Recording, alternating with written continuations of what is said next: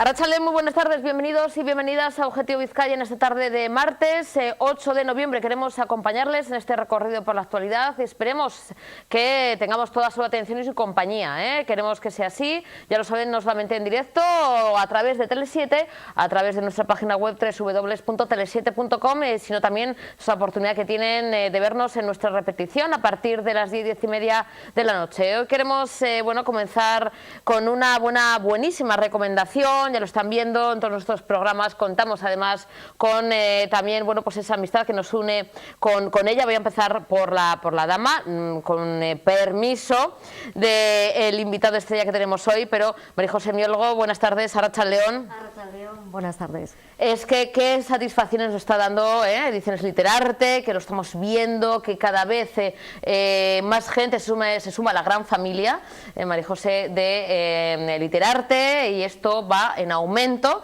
y en esta ocasión una apuesta potente e importantísima trae a uno de los grandes. Yo la verdad es que ya le confesaba, pocas veces me pongo nerviosa yo, porque ya son casi 11 años que voy a hacer el mes que viene, en diciembre, en esta Santa Casa, pero él es, además de, doctor, es profesor de literatura europea, doctor en filología inglesa, es escritor, traductor, y yo creo que por el ratito que hemos hablado, pues también una gran persona, que yo creo que eso muchas veces no ponemos en el currículum, pero hay que también incluirlo y que vaya por delante. Él es José Antonio Alonso Navarro. Buenas tardes, Arratsaldeon. Muy buenas tardes, Arantxa, muchísimas gracias. Susana.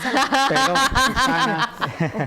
Esto es en directo, José Antonio, no te preocupes, no pasa nada, tú llámame como quieras. Susana, pues muchísimas gracias, la verdad estoy encantadísimo de estar aquí con todos vosotros.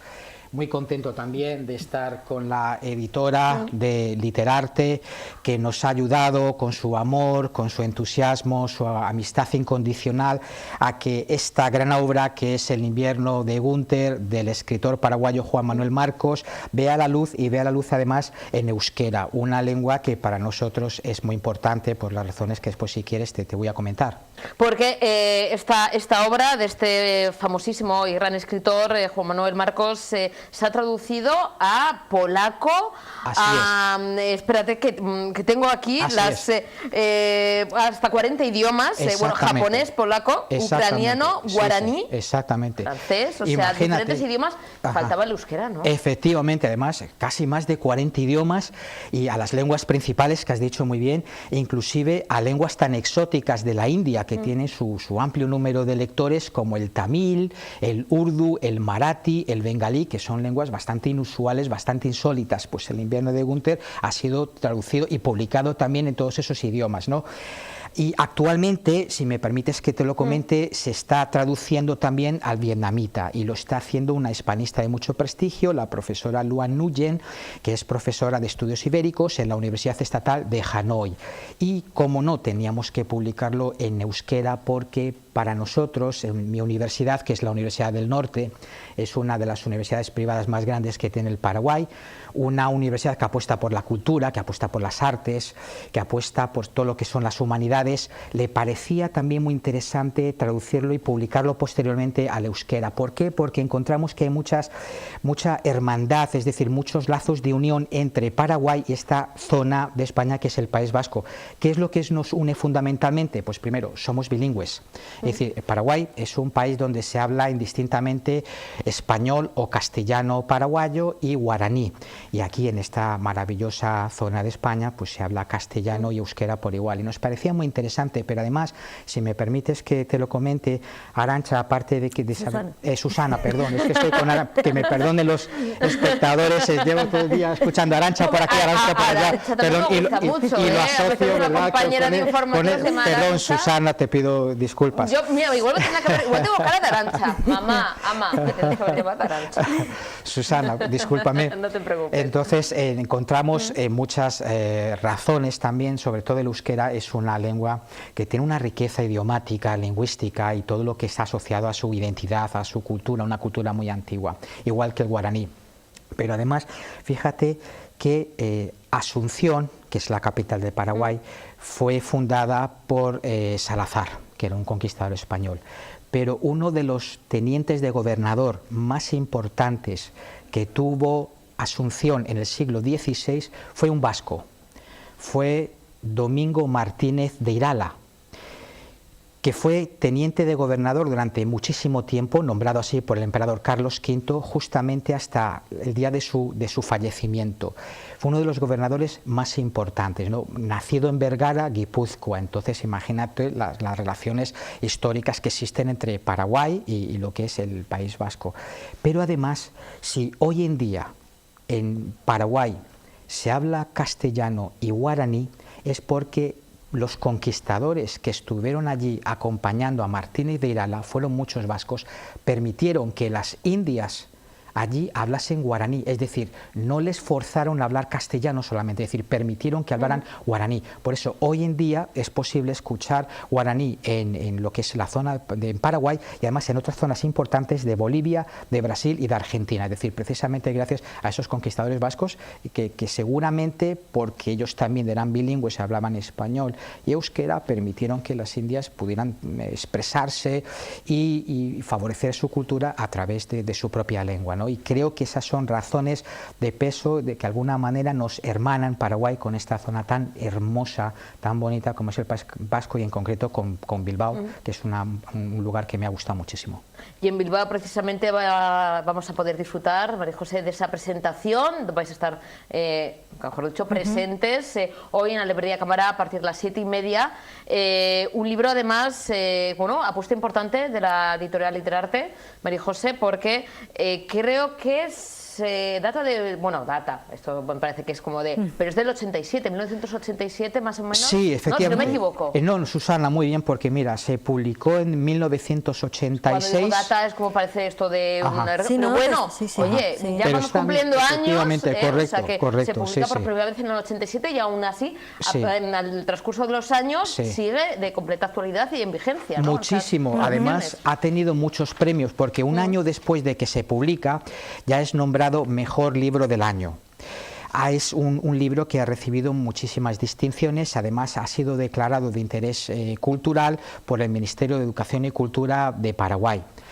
Es un libro que no pierde vigencia y además, Susana, si me permites que te lo comente, es un libro de vanguardia importante que está enmarcado en el post-boom latinoamericano de los años 80. Esto es muy importante saberlo. Ese es un movimiento que aglutina a escritores de la talla de Antonio Skármeta en Chile o de Isabel Allende. Es decir, es un movimiento vanguardista, con temática vanguardista, con una serie de técnicas narrativas o narratológicas que lo diferencian, lo distinguen. Para empezar, se aparta un poquito del realismo mágico del boom latinoamericano de los años 60 y 70, es decir, se aleja un poco de las cosas que se han hecho anteriores a los años 80 y la más grande originalidad es que gira en torno a lo que son las dictaduras o regímenes totalitarios prototípicos de Latinoamérica, pero además, y esto es lo que más interesa, se centra en el personaje femenino y en temas como el erotismo, la sexualidad, con mucha más libertad, sin restricciones, sin tapujos, que en las novelas anteriores del boom latinoamericano, que aglutina también pues, a escritores como Mario Vargas Llosa, Gabriel García Márquez, Julio Cortázar, Mario Benedetti, etc. Entonces, yo lo que destacaría de esta maravillosa novela es que tiene un argumento central, pero aparte de eso, tiene muchas otras cosas, tiene textos incorporados, es una novela que nos enseña cuál es el sabor, el color de Latinoamérica, en concreto de Paraguay, cuál es su folclore, su idiosincrasia, sus mitos también son muy interesantes.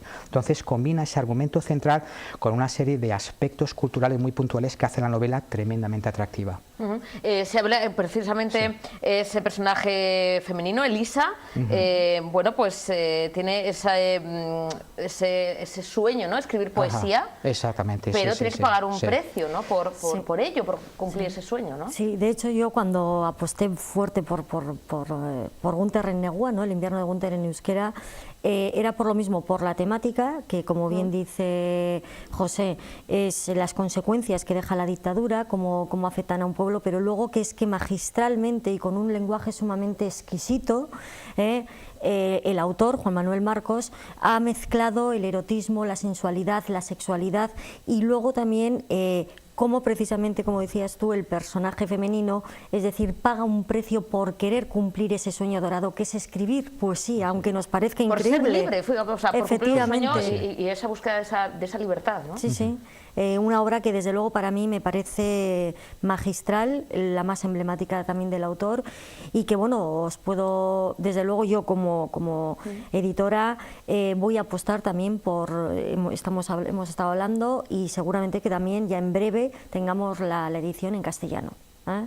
Creo que es también lo lógico, y bueno, y espero que de hecho la gente se acerque hoy a la tarde y los próximos días para poder leer Gunter Renewa. ¿Cómo se va a desarrollar la presentación? Recordamos que es dentro de un ratito, 7:30, en la librería Cámara, en Bilbao. María José, ¿cómo va a ser? ¿Vais a estar presentes? ¿Cómo se va a desarrollar un poquito esta presentación a la que está todo el mundo invitado, que nos está viendo? Por supuesto, y bueno, pues evidentemente como editora daré yo entrada, hablaré un poquito y daré las gracias a la gente, al público asistente, a los medios, evidentemente a José, porque venir desde allí, y luego al traductor, no nos podemos olvidar de Luis Miguel Saiz Pezonaga, que ha hecho una traducción exquisita, y también a Miren Agurmeave, que también ha participado en otra parte de la traducción de Solapa y Contrasolapa, y luego les daré la palabra lógicamente a él como experto, y también ya después que se dirija lógicamente en euskera al traductor, que reitero, ha hecho una labor también magistral. Una presentación, José, a la que todo el mundo está invitado, y en la que, bueno, pues un poquito se pone en valor también estas pequeñas, grandes obras de arte, ¿no? Porque la gente piensa que las obras de arte solo están en los museos, solo se ve en los cuadros, en las pinacotecas, pero también esta obra merece su lugar y también, bueno, se puede disfrutar, en este caso, con esta presentación, ¿no? Totalmente, y además es una obra muy conocida, Susana, sobre todo en Paraguay, en Latinoamérica, en Canadá, Estados Unidos y en Asia. Es una obra que ha sido objeto de estudios por parte de grandes hispanistas. Fíjate, te puedo mencionar nombres y apellidos. En los Estados Unidos ha sido muy estudiada por Tracy K. Lewis de la Universidad Estatal de Nueva York. De Rusia hay una hispanista muy interesante, se llama Dina Oznopozova, ha escrito bastantes monografías y ensayos al respecto sobre esta obra. En Bulgaria tenemos a Ilieva Ludmila, y luego en Letonia a La Placinska. En China te puedo mencionar también que se hizo una edición y una publicación del invierno de Gunter en chino, con unos estudios críticos muy interesantes al cargo del profesor Jin Chendon. Entonces es una obra que está viva después de tantos años, sigue vigente, se sigue leyendo y sigue siendo objeto de estudio por parte de grandes hispanistas, cosa que nos complace. Claro, para los que vivimos en Paraguay, pues es un orgullo, es un honor presentarla, seguir promocionándola fuera del Paraguay. ¿Qué tiene, bueno, muchas cosas, pero qué tiene esta obra, José, para ser eso, objeto de estudio? Ya no solamente el que la gente la lea, la relea, que eso es lo importante, que se haya traducido a 40 idiomas y más, que se va a traducir, pero para que sea objeto, después de tantos años, de estudio. Y ¿qué tiene esta obra que bueno, pues que atrapa tanto y que merece estar entre los grandes títulos, ¿no?, de la literatura? Así es, Susana, pues me encanta la pregunta. Pues mira, tiene muchísimas cosas. Primero, es muy atractivo para el lector común, ¿verdad? El lector que quizás no quiere encontrar demasiadas pretensiones literarias en la novela. Tiene un argumento muy interesante, y lo decíais antes, esos personajes femeninos tan ricos, también algunos de ellos tienen un final trágico y triste precisamente por ese canto a la libertad, por ese deseo de libertad de escribir poesía. Pero para un crítico sesudo que quiera ir más allá de lo que es el argumento central, pues tiene muchas cosas, tiene muchos secretos, Susana. Tiene ideas que están asociadas a Mikhail Bakhtin, ese gran filólogo lingüista ruso. Tiene ideas que se asocian a un poco a un estilo de parodia, de ironía, carnavalesco.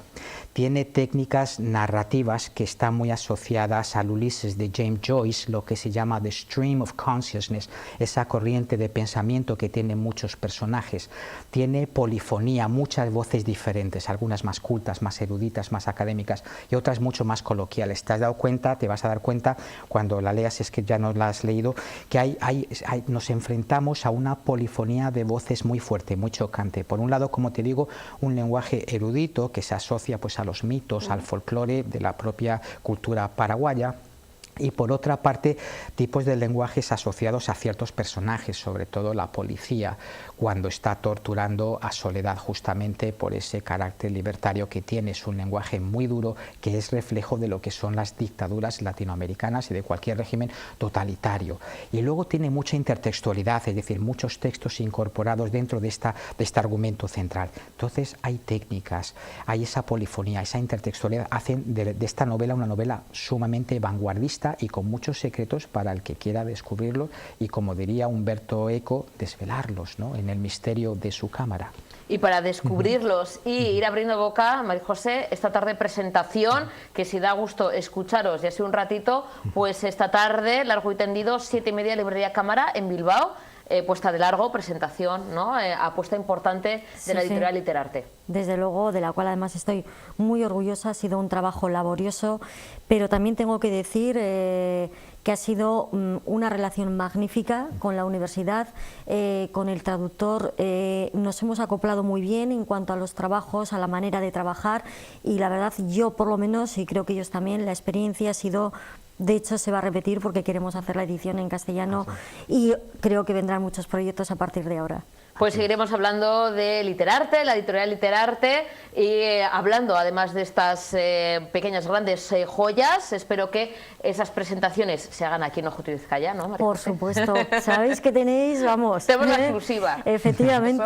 Eso es importante. María José, hoy 7:30, Librería Cámara, calle Euskalduna número 6, en Bilbao. En un ratito nos vemos. Como siempre, un placer, María José, y un placer, José Antonio. Un auténtico placer. La verdad es que ha sido un gustazo conocerte, porque es muy joven. Yo ya directamente te Muchas tuteo. gracias, Susana. Yo encantado. Y espero que vengas en más ocasiones. Me que encantará, Objetivo Vizcaya me es una encantará. pequeña gran casa también. Me encantará, pues cuando queráis, aquí vamos a ser siempre a disposición de todos vosotros, con mucho gusto. Muchísimas gracias. Gracias a vosotros. Hacemos una pequeñísima pausa para la publicidad. A la vuelta continuamos con más temas y con más invitados en esta tarde de martes, aquí en Tele7. No se mueva.